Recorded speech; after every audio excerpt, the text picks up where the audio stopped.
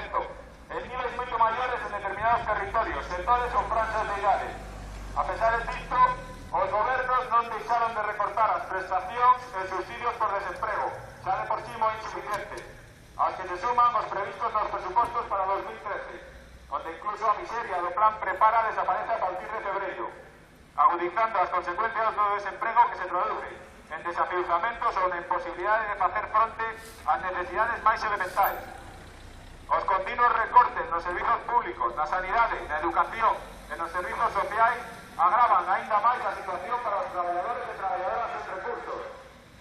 Desde o CNT entendemos que estas políticas ponen en evidencia que o paro, porque o discurso oficial é a última das súas prioridades, xa que permite a patronal conseguir, pese ao ameaza do despedimento, a continua reducción dos salarios e das condicións de traballo. Objetivo único e último da reforma laboral aprobada aí agora en Ana. En CNT pensamos que nada podemos agardar dos gobernos na loita contra o paro, nada das súas promesas para a xeración de emprego, pouco ou nada do sindicalismo institucional que durante anos aceitou eres e despedimentos, mientras participamos no negocio da formación e da educación laboral. En CNT apostamos por que sexamos os propios traballadores que nos organicemos, especialmente os directamente afectados por esta situación, facendo do sindicato unha ferramenta útil na loita contra o paro, enfrontando frontalmente con eres e despedimentos, exigindo medidas radicais contra o paro, repartindo o traballo e a riqueza,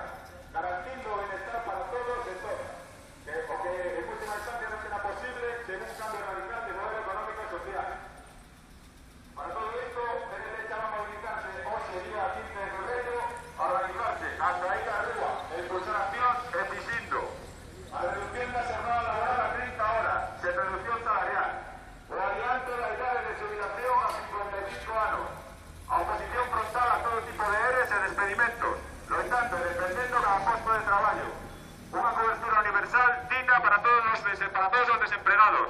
que o paro non te pare.